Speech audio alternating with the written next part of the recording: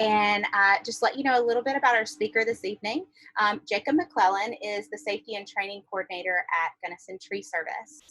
Jacob's going to discuss this evening safety points and methods he covers with his crews before every day and discuss retaining productivity while still staying safe.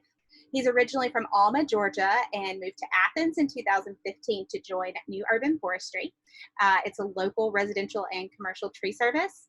As a new groundsman, he had never even operated a chainsaw before or a chipper. So today he's a certified arborist and works at Gunnison Tree Service as their safety and training coordinator of resi and commercial operations.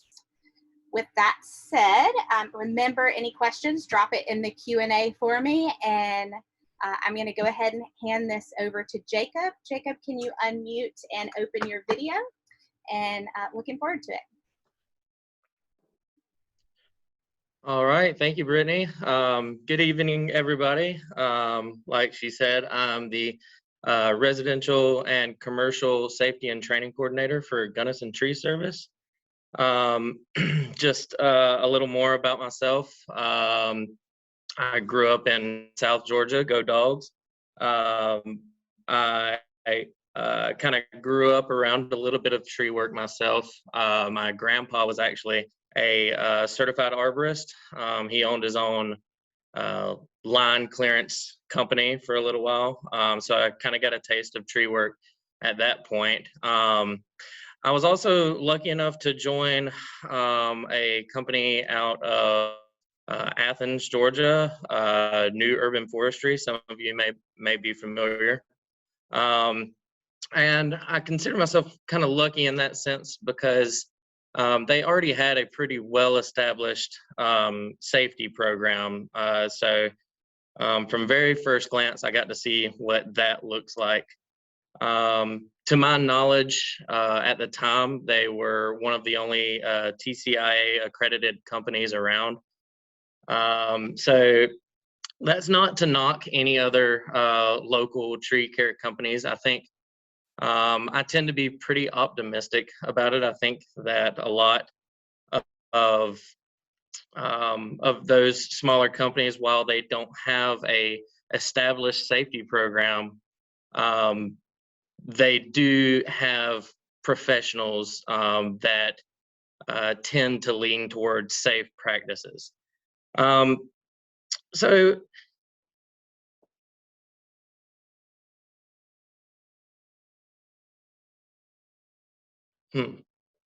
okay. Okay, cool.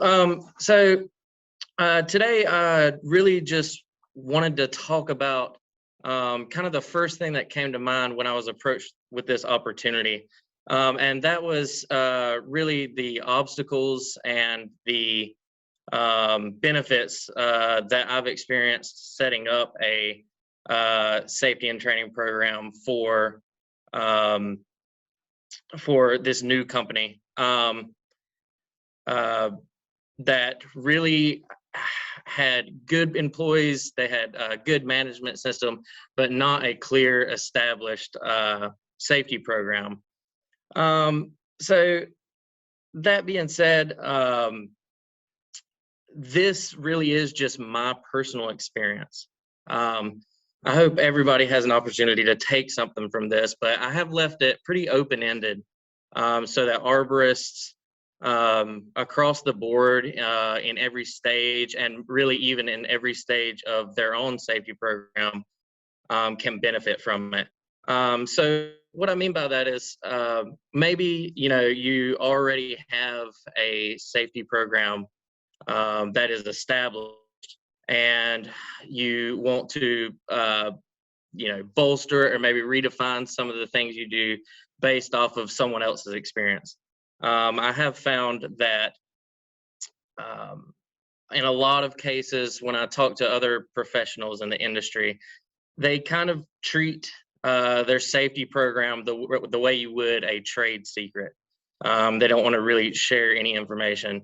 And while I absolutely respect that opinion from others, I don't really hold it myself. I kind of stand with the belief that making anyone and any other company in the industry safer really benefits us in its entirety in this industry.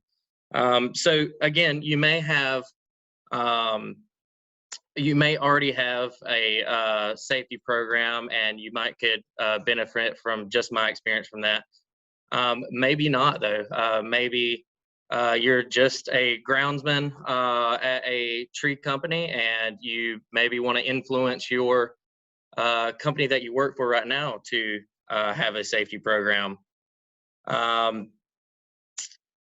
So hopefully there's a lot of people in between that issue. So before I talk about my challenges with this program, I felt that it was important to talk about my qualifications, right? So here's me back in, I think, 2019, kind of giving a demonstration at New Urban Forestry. At any rate, so I've spent 6 years in the tree care industry. I spent about 3 years as a crew leader, or a foreman type role in a couple of different ways. I became an ISA certified arborist.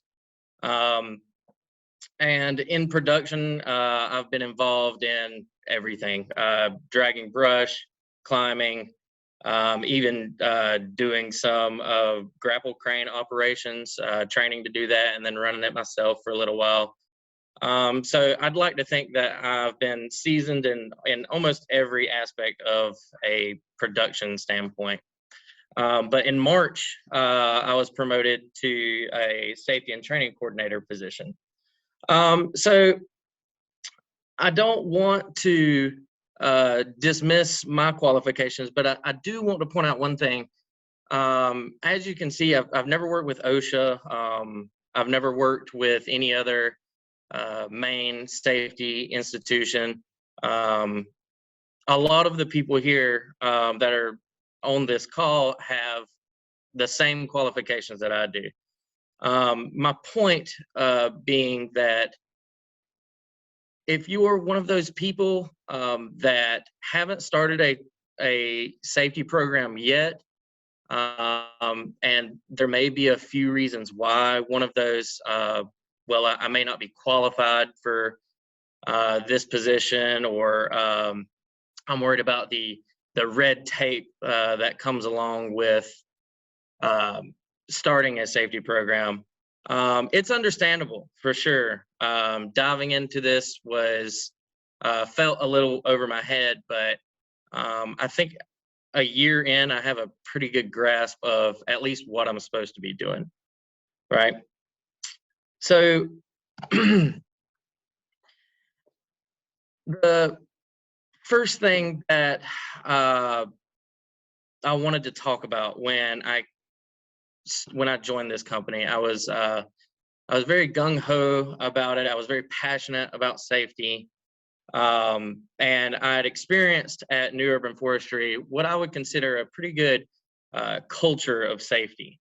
So that's, starting at upper management all the way down to your newest groundsman.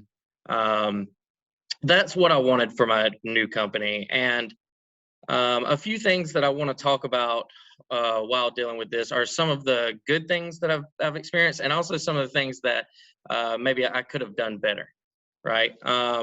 So I think starting off with the idea that I need to create a culture of safety rather than just implement safe measures, I think that was a good thing.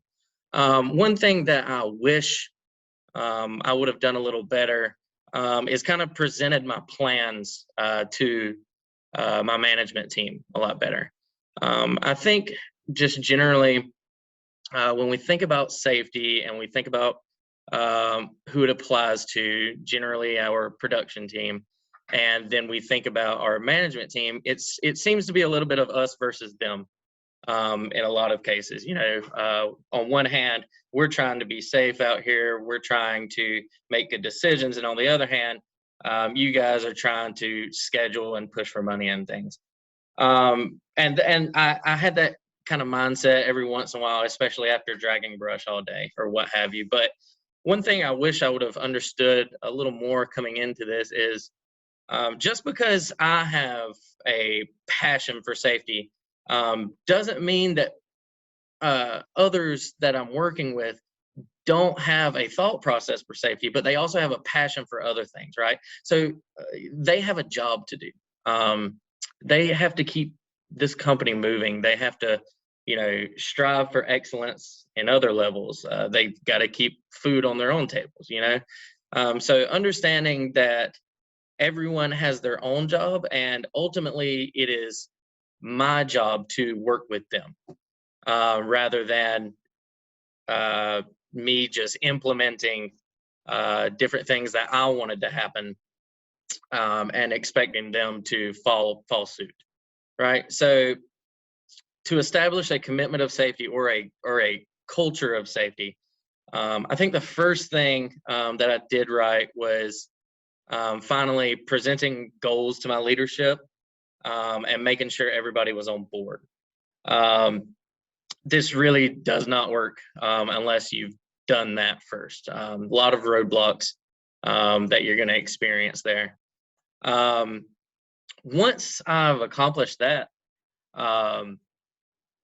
I really want to then move into my production team. And this is kind of a constant idea, but I'm glad that I did this first and foremost. So I want to give my production team assurance that we are all on the same page. We've all got your back. I don't know where I heard this first, but I kind of like it. We make sawdust for a living, right? So a successful day for us is to make sawdust and to send people home safely. That's how we operate. That's how we run this business. If we start from that idea, I feel a much better energy for my team, and I feel that they're much more susceptible to making changes. This is also important, not only because I need them to buy into what I'm doing, but also because changes are going to have to be made. And I, for one, don't like changes very much. And I know most of the people we work with don't either. If that's going to be expected, this culture of safety has to begin first. Next, lead by example. And that's, a general rule for most things in life. But I'm glad I started with this first. Now, that was a little bit by default because starting a safety program, I had no idea what the hell I was doing. All I knew was that I came from a production background. And I knew how to do that. So I immediately just jumped in and started working. And that was really beneficial for me. I think joining any company or any group, there is this sense of wanting to kind of prove yourself to your peers. But one thing I didn't notice at first that I notice now is that was a really critical moment in developing a safety program. That is when I learned the tendencies of my crew. That is not something that can be substituted for any other types of programs that you create. Working with your crew, jumping in, being part of that work is when you're going to realize the tendencies of the people that you work with. So by default, I jumped in and started working, but I'm glad that I took that route initially. So this isn't really part of maybe the step-by-step process that I went through, but I'm also glad that I had quite a few resources coming into this job. I was given several books, and literature for tree work is kind of, it's out there now. I think 6 years ago, even To Fell a Tree, as you'll notice on my slide, wasn't out yet. So I think we're getting better at that, but I did have some other resources. So applying for my CTSP. I got some here and there. Books like this one by Jeff Jepson, and I think I think this was really beneficial. I think he's a really good author, and he's got several books out now that you should definitely check out.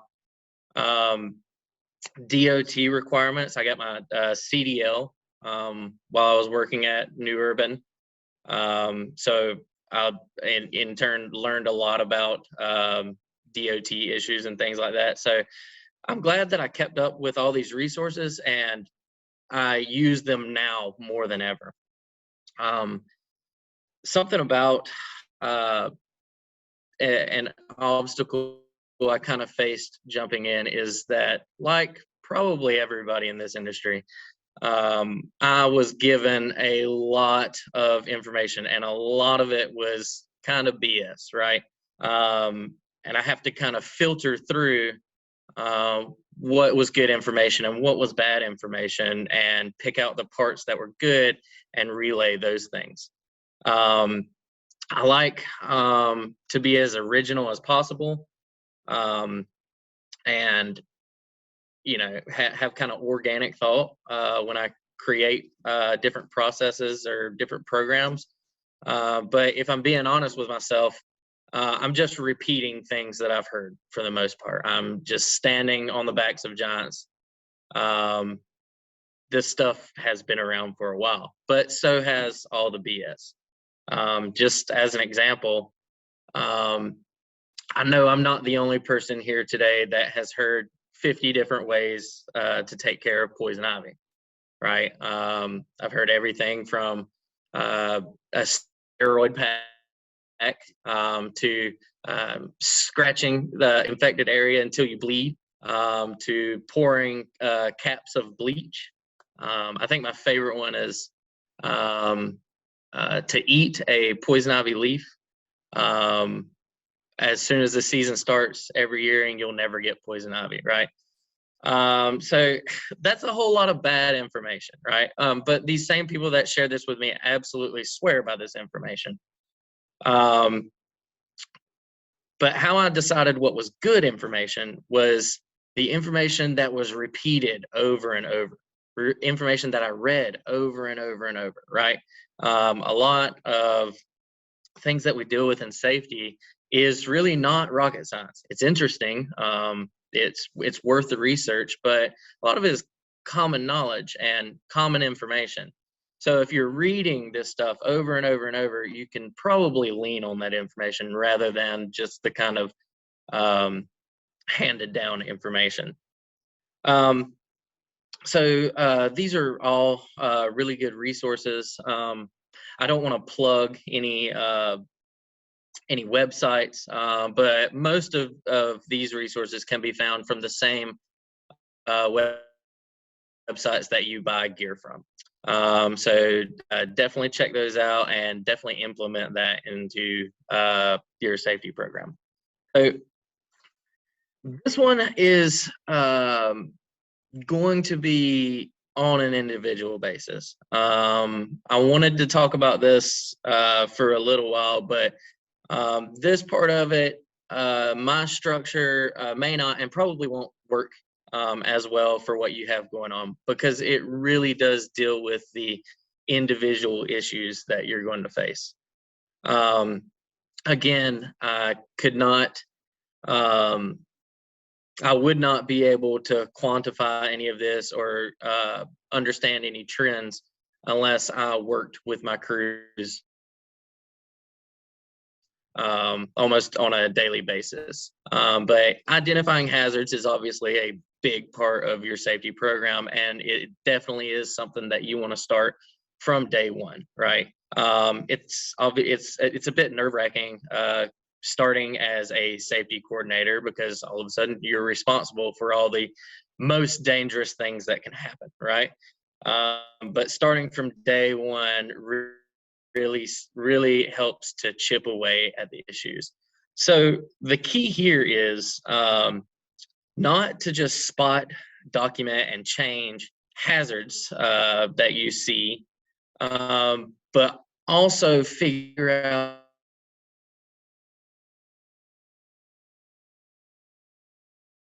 out what's the thought process there. So again, leaning on the idea that you are trying to create a culture, not just implement programs. So sometimes that's faulty equipment. A lot of times I've seen, whether that's machine guarding or things of that nature. A lot of times what I've seen is that crews can be quite inventive. Sometimes you feel like you're out there on an island by yourself. You're outdoors doing tree work. You've got 3 or 4 other people with you, and sometimes you just have to come up with stuff, right? Sometimes those things can be very, very dangerous, though. And it is important to not just understand, okay, well, why did we rig this up this way? But why did we feel that it was necessary? Or why have we continued to do it day in and day out instead of seeking some sort of problem solving? That to me is more important than actually fixing the problem. Dangerous behavior. Again, I have a picture here of one of my favorite guys I work with right now, Alejandro. He's an excellent climber. He's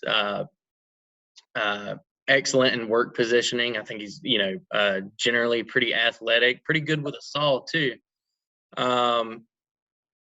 But when I first met him, I saw him doing this, one-handing a chainsaw. Here he's pruning epicormic growth. So, no excuses, right? This is pretty basic stuff. So why are you one-handing? So I talked to him about it. He was like, oh, okay. Sorry about that. Won't again, kind of thing. And I noticed it again and again. And I never really understood why is he just, blatantly, like, we have a pretty good working relationship. Why is he just blatantly ignoring these kind of issues? And that's where this gets to kind of an individual basis. So I talked to him about it a few more times until it was just, okay, we need to have a serious one-on-one conversation. Why are you doing this? And I found that he thought every time that I talked to him about it, it was just a situational basis. That in the situation that he was in, that it was not okay, but it's okay every other time. And the reason he thought that is because someone had taught him. The reason that we make chainsaws this small and with a handle on top is that so you can handle it with one hand. It's designed that way. The person that taught him was also one of our best employees, in my opinion, one of our most safety-oriented employees. But neither one of them had any idea that this was against our standards, right? So until I understood those trends, I could never really fix the problem. It wasn't just enough just to call him out for it, right? So again, this is going to be a case-by-case basis. This is going to take a lot of time in the field, but ultimately, you're going to be a lot more satisfied with the results spending time working. So, these are the programs that I've established. These are the things that I'm glad I developed after starting this culture of safety. At first glance, it seems like a lot of paperwork, a lot of extra stuff. But I kind of have a problem with that. I was always taught it goes in this order: safety, quality, efficiency. That's how we operate. Safe work, quality work, and then we worry about production. I don't like separating those ideas, though. I tend to think that they work hand in hand. So if we are performing work safely, we probably have good quality. Those things absolutely fall hand in hand. But I think if we perform work safely, and we have good quality, we end up being efficient. We end up creating good habits and creating good routines, and end up in turn creating more revenue. Those things can be tough to see at first.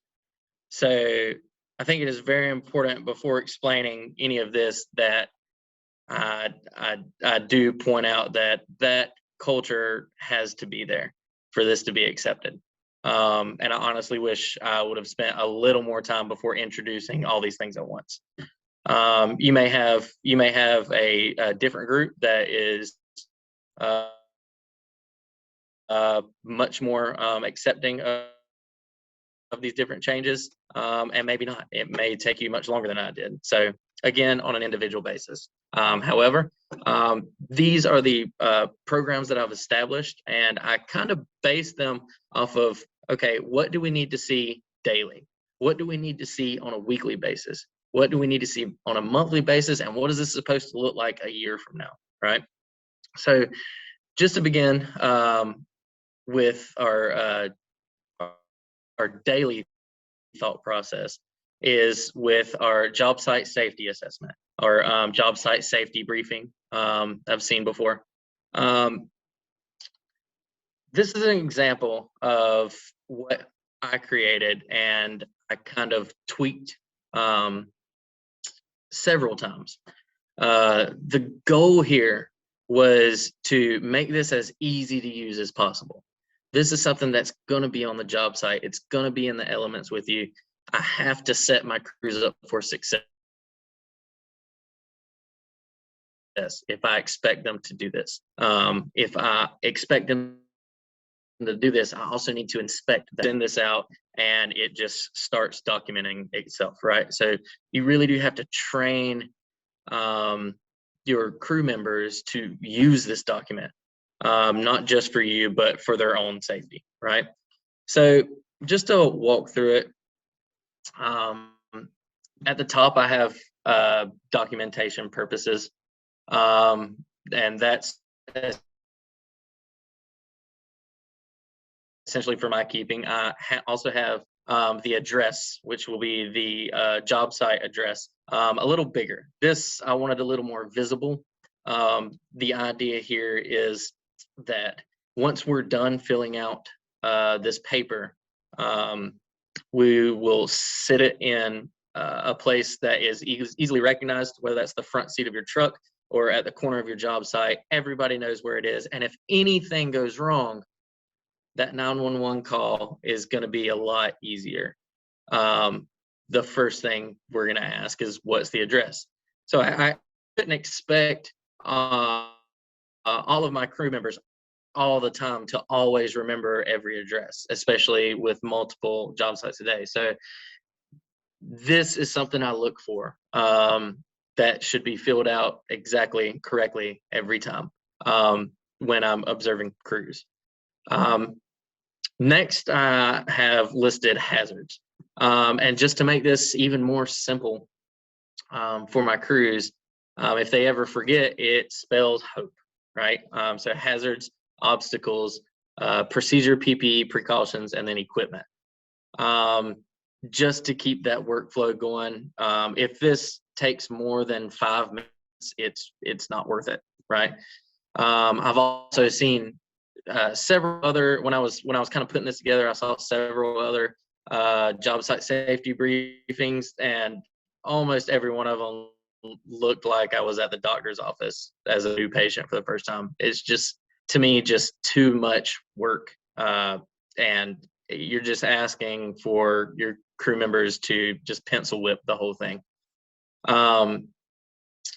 The idea is that we promote critical thought on that job site. So I've listed the hazards, separating them from tree hazards and surrounded hazards. And Gave them also a place to provide any others that I may not have listed, but trying to make that as easy as possible. Then I've listed the hazard mitigation strategy. This is the most important part, I think, of the job site analysis. This tells me that my crews have communicated a plan to mitigate any issues, any safety issues that they have. And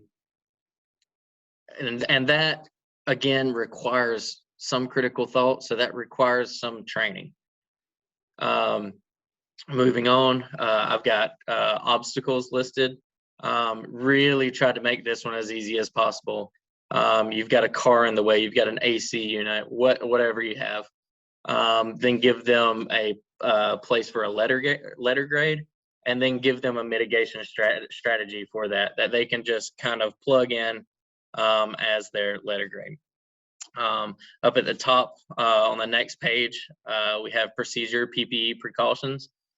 What I tell everybody on my crews is you are simply checking off on the left column what you're going to be doing today. That tells me that everyone has communicated the plan. Nobody's going to be surprised that we're using a winch that day, or that we're or that someone's going to be climbing that day, including a brand new person that has never seen this before. We've at least had that conversation. And then on the right side, I'm ensuring that every person on the job can identify or has donned or can identify all of these things. Next, I have equipment, again, on the left column. No one is surprised that a skid steer is on site. It's not going to sneak up behind them. No one is unprepared to help somebody in the process of using a man lift and things of that nature. Then I've got a couple of boxes to check over here that are just some basic structured ideas that I want repeated on a daily basis. At the bottom, just a disclosure for emergency procedures. Number 2, don't become a second victim, being a very, very important part of that. Really just something I want them to see every single day. Nearest hospital, obviously important to provide the address there in case emergency response is not able to get to you, and then crew member signatures. So that's my job site safety assessment. That's something that's going to happen daily. On our end, or I guess on the management side, we also have daily tasks and as observations. I was going to provide a list of the questions that we fill out for observations, but I decided that that is also kind of dependent on who you have in your management team, who is even capable of going out on jobs, and what you guys have agreed on to be things to look for, right? So there's definitely things that you don't want to miss. Is PPE being worn? Is PPE in good shape? Have drop zones been communicated properly? Has the 6-step felling plan been initiated before cutting into the tree? Things of that nature. I would just recommend that you get with your leadership group and come up with those questions. And when you come up with those questions, make sure that everyone is on the same page. Again, a lot of information out there, a lot of stuff that's been passed on that we kind of need to sort through. So when you're beginning your process of establishing this safety program and you're trying to get buy-in for the programs that you want to create, this is going to be something that you want to discuss at that time. Then on a weekly basis, the most critical communication process between your leadership team and your production team is going to be those safety meetings. This is something that I think people are, or most companies use, even if this is their only safety structure. It's something that's really common. So if anybody is unsure of what that looks like, I pulled all of my safety topics from New Urban Forestry, whom in turn also pulled all of those directly from the TCIA. You can still find those on their website today, or I believe you may have to be TCIA accredited, but the information is definitely out there. Along with those safety topics are also the OSHA required topics that you have to talk about, that being your lockout, tag out, your first aid, CPR, things of that nature. So if you're unsure of what to even talk about on a weekly basis, that structure is out there. I never want to reinvent the wheel if I don't have to. I'm standing on the backs of programs that have been shared and pushed down for many, many years now. Also, one thing I want to add about these safety meetings is your goal is, and this is something I wish I would have done a little better starting out. I think I've got a good grasp on it now. But my goal is not just regurgitating information or even creating a compelling safety meeting, but my real goal is promoting participation, right? I've got to get my crew members talking. I've got to get them sharing stories, sharing information, not being afraid to share that close call or that accident or that near miss, and making sure that I'm creating an environment where we feel comfortable sharing information without the risk of alienating myself or being reprimanded. That is ultimately what you're looking for in that safety meeting. Be creative with that. I'm still working on that with my current group, trying to get people to talk. Some people just never will, but as long as I can influence a few people in a group, I think it's going to be more beneficial in the long run. Again, on the leadership side, we also have weekly goals, and we've established a safety call once a week. So within GTS, we have several, I guess, satellite companies or sister companies, and we communicate with each other. And the goal there is that we establish trends that we're seeing from company to company. So we're kind of broadening our scope and taking in every bit of information that we can, documenting everything, and recognizing those trends. That's going to be a great way to find the weak links in the chain, right? Every company has them, including my own. And again, a great place to kind of air out the laundry without alienating yourself or without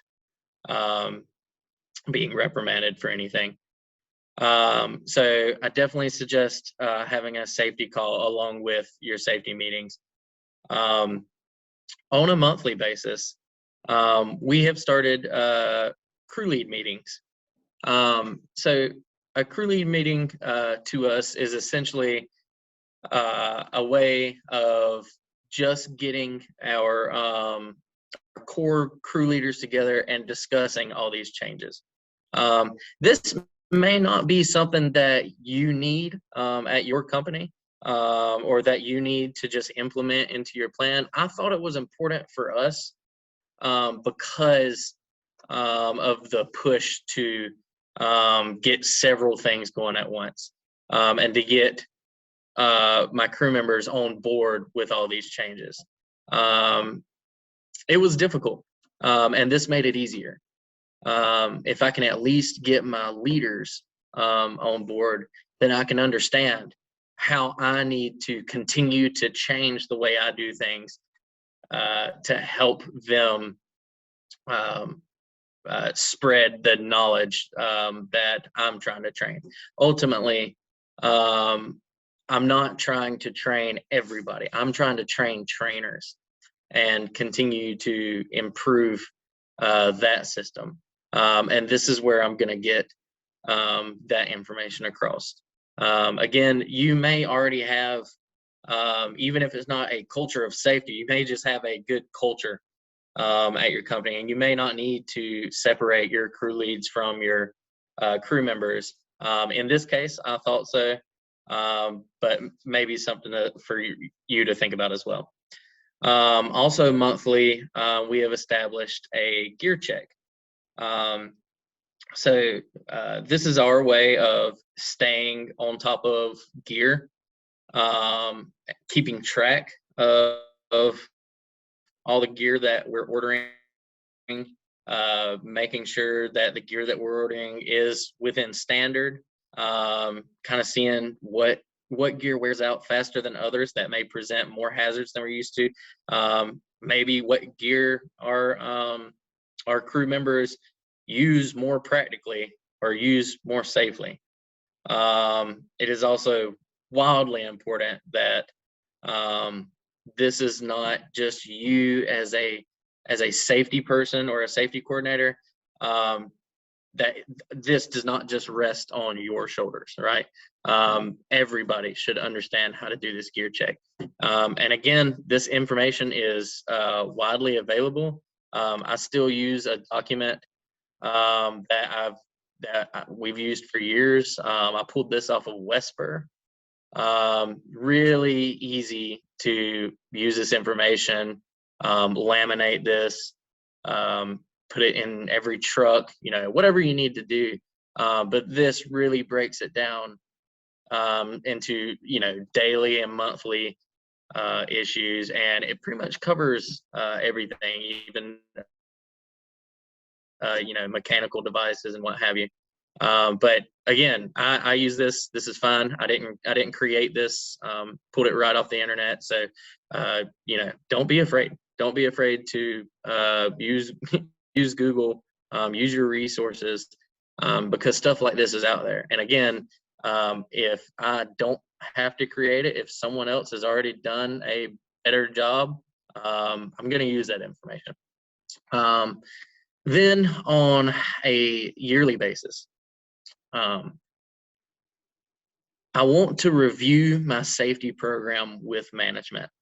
And this is something I don't have a whole lot of experience with, because this is our very first year with this program.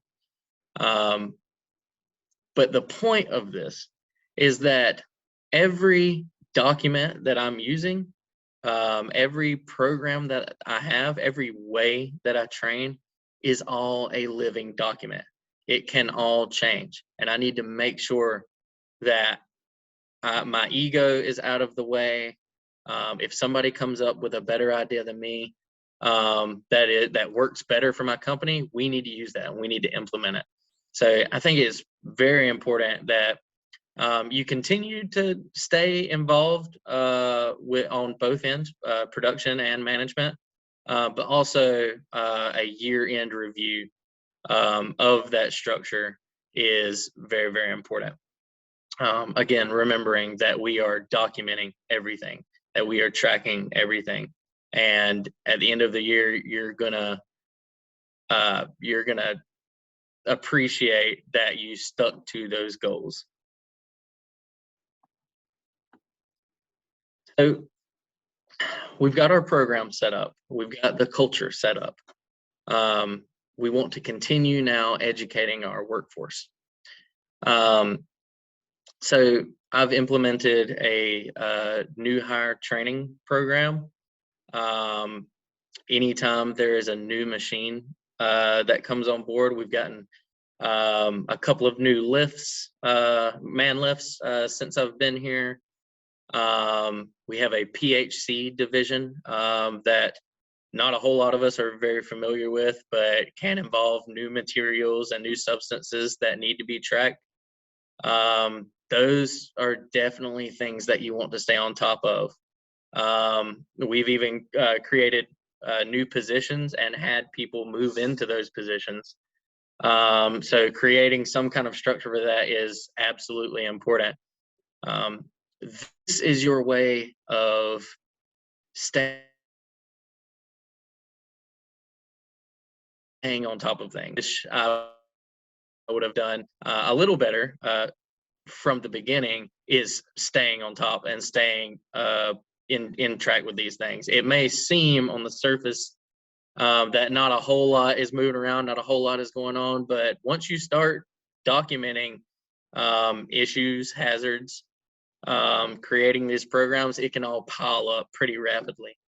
So starting from day one with new employees is very important. Presenting that culture of safety to them is very important. And then understanding that one person cannot do it all. I wouldn't consider this a very huge operation here at the site that I'm currently working at. We only have 5 crews going right now, but it's an incredible amount of work. And if I don't train other employees, if I don't train my leaders to train the other employees, there's no way I'm going to get on top of this. Here I have pictured a pretty good example of that. So I've got one guy training another guy how to use certain knots and when to use them. And this example is not just educating my workforce. This is an example of me training someone to train someone, right? Again, with new job roles as well, we can't assume anything. I think it's pretty easy to fall into that, especially with tree work. Again, a lot of this seems like common sense, but if we're not keeping tabs on everything, we're gonna miss something that we thought was easily available to all. So this is kind of the most important part. This, to me, is the pillar of your safety program.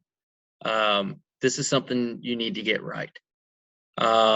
So here I have just a picture of a tree that was cut down, a notch that was cut into it. Not a great scenario here. A few different things wrong with this, but it was important that I analyze this and that I track this in order for me to relay what actually happened. So investigation reporting can be a little tricky. It took me several tries to get it right. Because I think it's human nature to kind of to just give fault to things rather than finding out what was the actual root cause of it. So the way that I approach investigation reporting is number one, finding out just simply what was the job that was taking place at the time. Okay, we were felling a tree in the backyard. Number two, what were the events that led up to the injury or the incident or whatever? Well, we were felling a tree in the backyard. So-and-so made their back cut and we were pulling with a throw line and it just went the wrong way, right? So then what were some circumstances that may have led up to this? Well, it was at the end of the day, and we were just trying to get it done. He was on the downhill side when he was making this cut, so it was a little bit higher and out of his power zone, and you couldn't quite see what direction he was aiming. Okay, but why did we decide to do all this? What was the root cause of this? Well, we were pulling from this direction, but we could have pulled from this other direction, and it probably would have worked. I mean, why didn't we do that? Oh, well, because that felt unsafe, because there was a lot of brush over there, and we decided to pull from an area where we could all run away, right?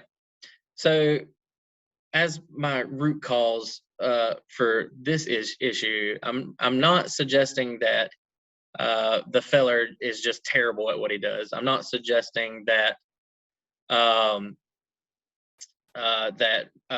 my groundsman made terrible decisions. What I am suggesting, though, is that there's probably a lack of training here, and that kind of puts that analysis back on me, back on the company. I think with correct information and information used properly, the incident that occurred because of this fail may have never happened. So when I was first learning how to do an investigation report, my very first one was a sales arborist. He was driving his truck kind of up a hill. If I remember correctly, he was staring into the sun a bit, didn't notice a smaller car directly in front of him, and bumped the bumper of that car, almost totaled that car, and barely put a dent in his. So when we were going through what happened, I was just kind of asking him, "Why'd you do this? Why'd you do that?" And kind of came to the conclusion that, oh, well, the sun was in my eyes, right? So I submitted that information, and after some careful thought, I kind of realized that's not really the root cause. I was staring into the sun. After talking about it some more, I realized I think he was driving from Athens to Savannah and then to Columbus, some crazy route like that. Anyways, he had been driving for 14 hours straight, right? So why did he really end up having to make the decisions that led up to getting in a fender bender? It was probably, the root cause was probably that he had been driving too long. So getting down to that root cause, I think I'm repeating myself a little too much, but getting down to that root cause is what's important here.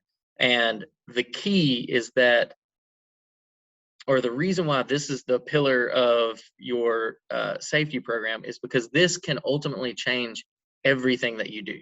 This can ultimately change how you train, what standards you want to implement, any of those things. So this is what you're tracking the most. This is what you're seeking trends the most in. And this is what we're going to talk about the most as a company, to the production team, to the leadership team, and figuring out these root causes. So I think if I wanted to leave everybody with some final thoughts about how this works, and something that I continue to work on myself, is that everything that you do creating a safety program needs these three things. They need to be easily accessible, they need to be readily available, and they need to be repeatable. They need to be easily accessible, whether you decide to format that from an Excel spreadsheet, or just any other way that you can easily pick things out when needed. It needs to be readily available for everyone, right? So not just for you, but if anyone needs this information right then, right there, it's ready to go. And ultimately, your training needs to be repeatable. I think I was selected for this position because of my ability to intuitively train, to kind of be on the job and pick out things that I think needed attention, and be able to train in such a way that my peers wanted to go along with what I was talking about. One thing I was not selected for this position, though, was my administrative qualities. That is something that I've absolutely struggled with at first, but I continue to work with. But I keep these three goals in mind whenever creating or establishing any of these programs. So I want to leave you with that note, and also leave you with the idea that if you still don't know what to do or where to start, or if you're just worried about the red flags and you don't want to open up that can of worms, start somewhere. Start with something. You know, if you have equipment available and you don't even know how to check, or you don't know if it's within standard, use what you have right now. You can all start right now and continue to educate yourself, continue to gather those resources and figure it out. Ultimately, your production team deserves it, your leadership team deserves it, your company deserves a safe culture, a safe environment, and ultimately a safety program. Thank you.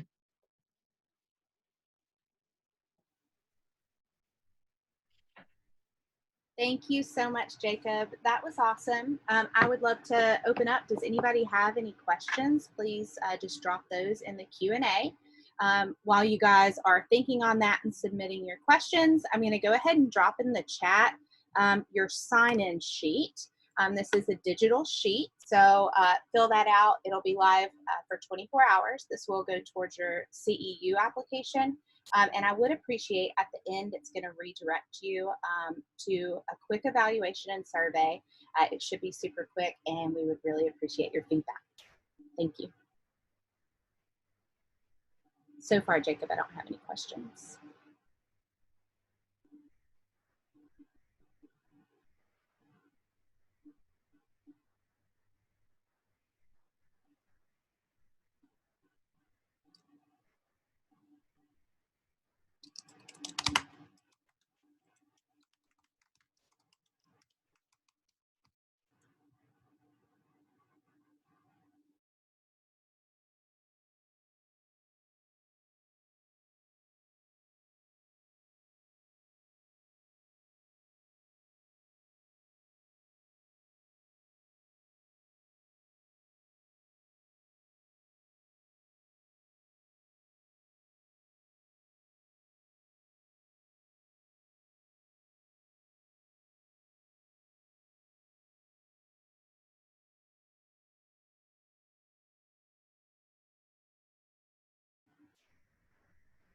All right, are we sure? No questions from anybody?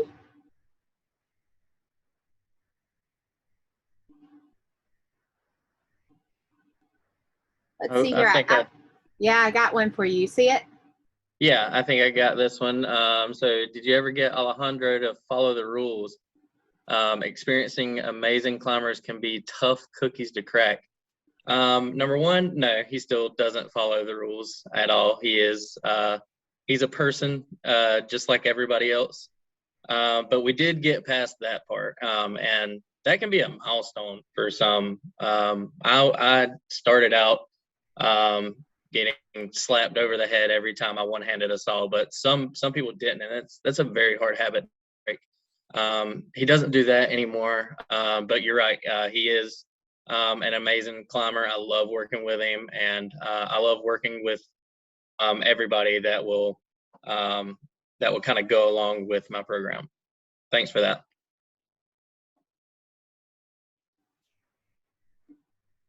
Awesome. Thanks, Jacob. Do we have anybody else? Yeah, we've got one from Sam Thomas for you. Oh, that one's probably for me, actually. So Sam Thomas is actually asking, do we get any documentation for this class? So if you'll use the link I submitted in the chat and submit that, we will be submitting these for your CEUs. I can re-share that again. Does that answer your question?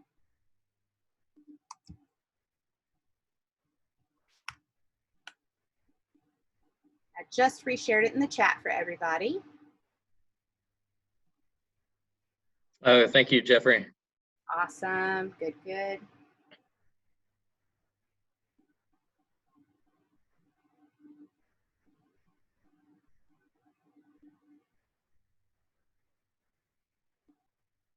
Anybody else?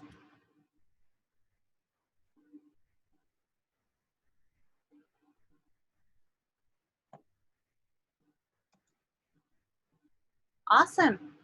Well, if no one else has any questions, I suppose we can go ahead and close out. What I'll do at the end, just in case anybody else has missed the link, I'll go ahead and shoot an email out to all attendees and provide the link there so that you can also have it additionally there. Okay, no more questions for us. Thanks, everybody. Stay safe. All right, thanks, Jacob. Thanks, everybody. Good night.